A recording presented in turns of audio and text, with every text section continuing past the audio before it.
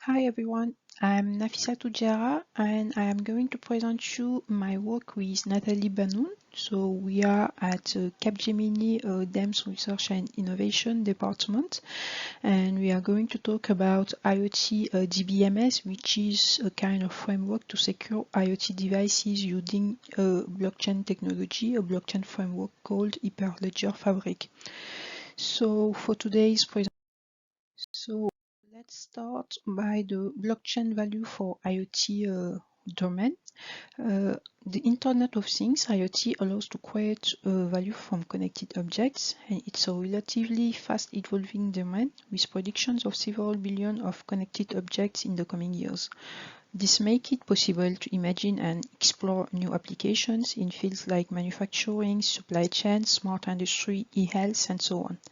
But to take full advantage of all these opportunities, the IoT still has to address more or less key issues, including scalability, including security, centralization, and cost.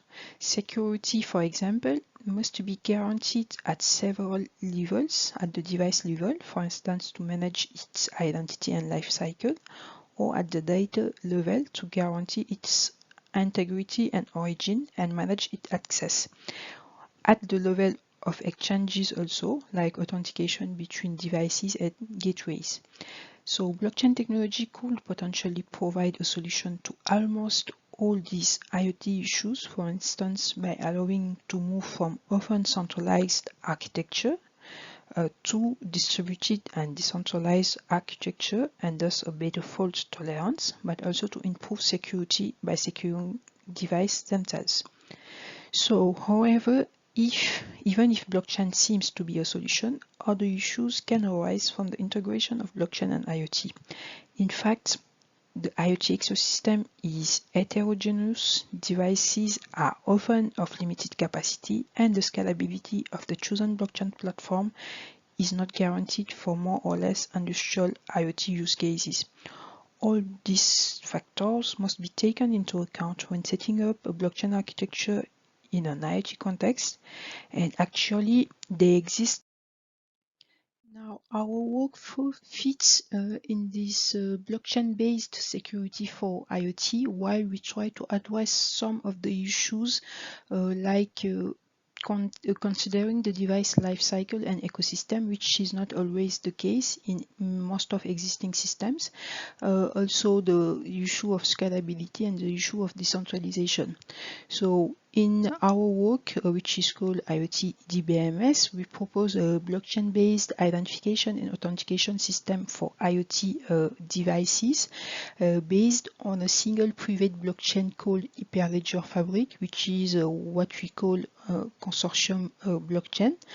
So our system comprised multiple fabric channels. So a fabric channel is like a private channel in the Fabric Global blockchain, and this allows us to give some kind of prior response to the IoT scalability needs for enterprise use case. So also we designed two smart contracts. So smart contract is a kind of automatic code which will be executed inside the blockchain network. So we have two smart contracts, one designed for the identification process of devices, and we call it ISC, identification smart contract, and a second smart contract called authentication smart contract. And we deploy these two smart contracts on each of the channel of the Hyperledger Fabric blockchain. Now, each smart contract pair, that is its ISC and ASC, is responsible of managing and validating device identities related to its channel. So, as you can see in this global architecture picture, so we have some kind of geographical presentation. We consider that we have multiple geographical zones. In each zone there is one gateway. So the gateway is like the enabler of the communication between the end device and the IoT clouds, the IoT cloud. So in each zone we have one gateway which will communicate with the blockchain through some API communication, and this gateway is in some sense responsible of validating the authentication request of the device by carrying the correct channel of the blockchain. So each geographical zone corresponds to one channel of the blockchain, and in each channel we have the two smart contracts, the authentication smart contract and the identity smart contract. So the identity smart contract is involved in the identification process of the device. That is in the first step of the process where we require from the manufacturer to write the device identity on the blockchain, and the authentication smart contract will be involved in the second part of the process. So the overall workflow contains two steps. The first step is the identification step, in which the different actors of the device ecosystem, like the manufacturer, the administrator of the IoT platform, the owner of the device, will be involved in this identification step. So initially, the device is delivered with a kind of secret, for example, an OCDSA private key injected by the manufacturer. Then the IoT platform administrator will enter certain information related to the device, including data related to its life cycle, its geographical zone, and its deployment context through a user interface. Finally, all this information is hashed as using a Keccak hash functions to construct the device identity. Thus, the identity will vary according to the device life cycle. For instance, a change in the gateway ID, meaning, for example, that the deployment of the device is arising in another geographical zone, will result in a complete change of the device identities. And following needs of the use case, all the device data, for example, the device status, can be added before the hashing process to obtain a new sort of identity or new kind of identity. So after this first step of authentication, the next step is to authenticate the device via its associated gateway, and thus to guarantee its authenticity at the IoT platform level. So this assumes that the device already had an identity stored at the blockchain ledger. So this arises in the identification step on the appropriate channel of the ledger.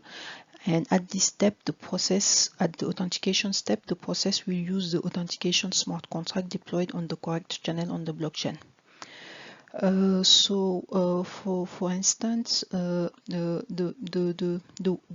authentication workflow will be as follows. At first, the device generates a certain message. So let me show you on the next slide. So the device will generate a MQTT message including its device ID number and sends it to its associated gateway. Then the gateway generates a challenge, so it's like a random string, and returns it to the device. And after that, the device will send the challenge using its ECDSA private key and send the signature to the gateway.